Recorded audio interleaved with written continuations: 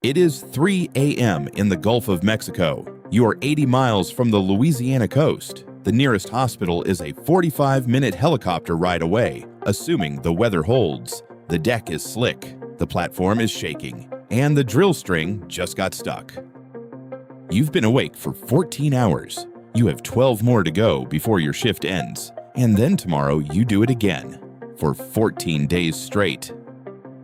There are roughly 115,900 oil and gas workers in America right now. The ones on offshore rigs are in a category all their own. The pay, the danger, the schedule, the silence of being cut off from everything you know for 2 straight weeks. Most people have no idea what this job actually involves. They picture hard hats and oil-stained faces and not much else.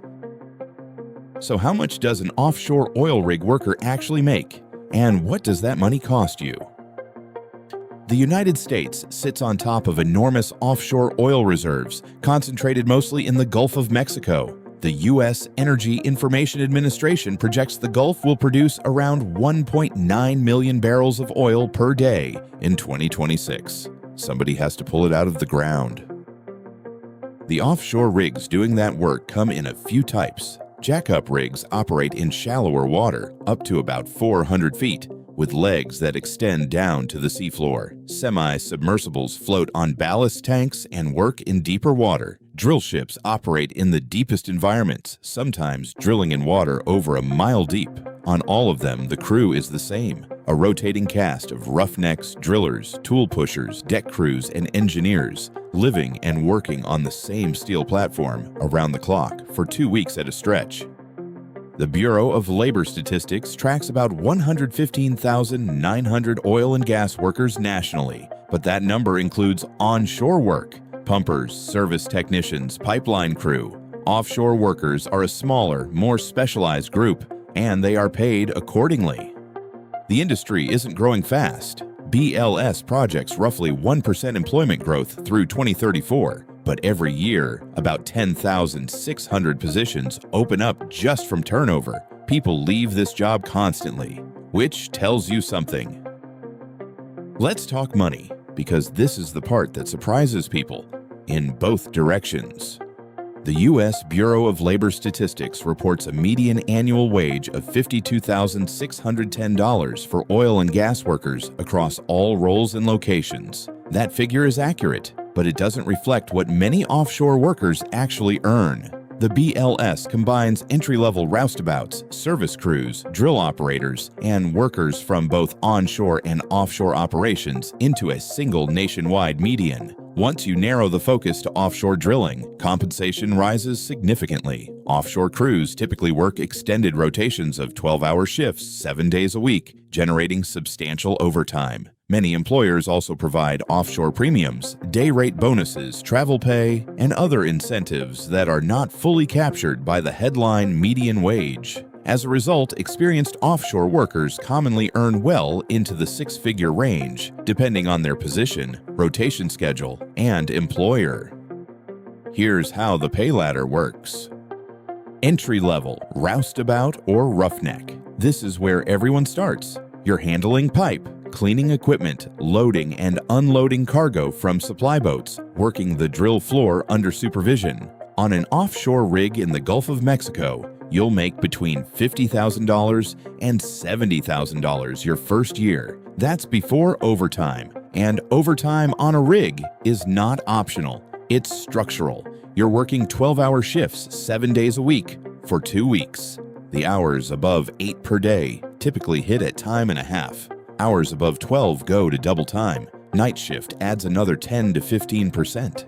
Add it up, and a roustabout can clear $65,000 to $80,000 in their first full year offshore. Mid-career derrick hand driller. After 3 to 7 years, if you're competent and you stay, you become a driller. You're now operating the drilling machinery, managing the rig floor crew, and making decisions that affect millions of dollars of equipment. Mid-level positions earn $55,000 to $100,000 in base salary, with offshore drillers in the Gulf often hitting $90,000 to $110,000 total, including overtime. Top earners: tool pusher, rig manager, drilling supervisor. The tool pusher is the senior operations authority on a rig. They oversee the driller, the crew, the daily drilling plan. Tool pushers make $150,000 to $250,000. Drilling supervisors and consultants, often brought in on contract for specific wells, can clear $300,000 and above. One thing that changes everything: onshore versus offshore. The same job on land pays 20 to 40% less. An onshore roughneck might earn $50,000. Their offshore counterpart doing identical work earns $65,000 to $80,000. The premium is real, and it exists because of what offshore actually asks of you. Also worth understanding: room and board are included. You don't pay for food, a bed, or transportation to the platform. Companies fly you out by helicopter. That means during your hitch, your expenses are essentially zero. For 14 days, you're spending nothing. That's part of how people bank serious money quickly, if they're disciplined about it. Your day starts the same way every day. The alarm goes off at 5:45 a.m. You've been living in a cabin the size of a college dorm room, bunking with one other guy on the opposite rotation. The platform hums constantly. Generators, pumps, motors that never stop. You stop noticing the noise after 4 days. The motion is harder to forget. Breakfast is in the galley at 6. The food on a well-run offshore rig is genuinely excellent. This surprises most people. Companies figured out a long time ago that good food is one of the cheapest ways to keep morale from collapsing. So the shrimp étouffée is real, the steaks are thick, and the dessert table is dangerous. You eat well here. You eat constantly, actually. The calorie burn is real. Shift starts at 6:30. The day shift driller runs the morning briefing. What happened overnight, what the tool pusher has planned for the day, any safety concerns. Everyone at the table has their role. The roughnecks on the floor. The derrick hand up in the mast, 90 feet above the deck, handling pipe and monitoring the mud returns. The motor hand keeping the engines and the mud pumps alive. The work is loud. People communicate in gestures, shorthand, and shouts. There's a rhythm to a well-run drill floor, a choreography of moving iron that has to happen in a specific sequence, every time, with no mistakes. Drill pipe weighs roughly 20 pounds per foot. The sections are 30 feet long. You're threading them together and pulling them apart, over and over, under pressure. Miss a step, and you're looking at a stuck pipe. Miss a different step, and someone loses a hand. By mid-morning, you're fully inside it. The sun is up. The Gulf is flat, or it isn't. There are days out here when the water is so still, it looks like mercury, and the whole platform feels suspended in silence. There are other days when 12-foot swells are rocking 14,000 tons of steel, and you're doing precision mechanical work while your body keeps trying to find its footing. Around 2 p.m., there's a break. Some guys go to the gym. Most platforms have one. Some guys sleep. Some guys play cards in the TV room, watch a game on the satellite feed, call home if the internet cooperates. One thing you learn fast: protecting your downtime is a skill. You have 6 hours between shifts. You need 4 of sleep. The other 2 are yours, and you guard them. Night shift takes over at 6:30 p.m. and runs until 6:30 a.m. The ocean at 3 a.m. is a different environment, quieter, darker. The flare stacks throw orange light across the water, and if you've been out here long enough, you find it almost beautiful. At the end of 14 days, a helicopter comes for you. You haven't driven a car in 2 weeks, haven't been in a grocery store, haven't made any decisions that weren't about drilling. The ride back to the heliport, most guys are already asleep before you hit land. The pay is real. The cost is also real, the physical toll. The oil and gas extraction industry has a fatality rate approximately 7 times higher than the U.S. all-worker average and 2.5 times higher than construction. According to OSHA data, struck by and caught between incidents account for 3 out of every 5 on-site deaths. In 2024, 41% of all reported fatalities in global upstream operations were caused by explosions, fires, or burns.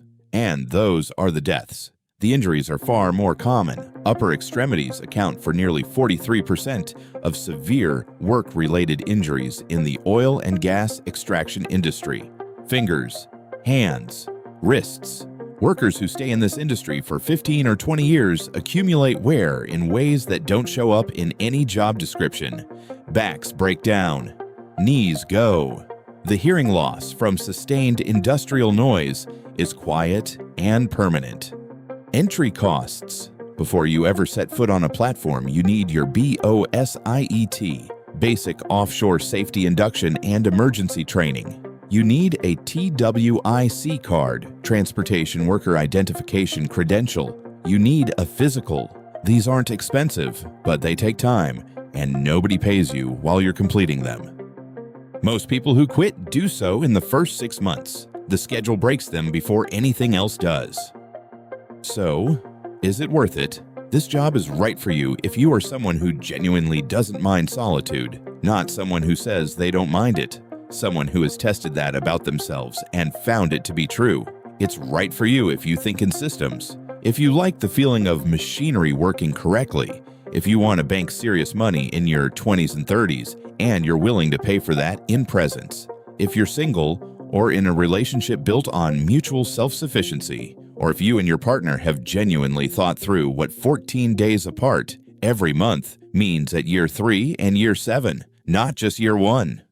The workers who last 20 years offshore share a few things in common. They saved money during the booms. They moved up, not because they were ambitious in some corporate sense, but because seniority on a rig means authority, better hours, fewer brutal nights on the floor, and most of them can tell you, without hesitation, the exact number of days until their next hitch ends.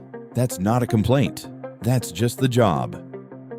The next time you fill up your gas tank, somebody made that possible from a platform 80 miles offshore, working a 12-hour night shift in weather that grounded commercial flights. They're not asking for your appreciation. They're asking for their paycheck and a decent bowl of shrimp etouffee.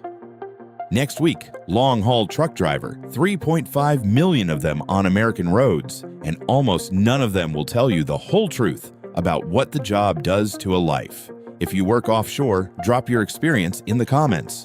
We read everyone.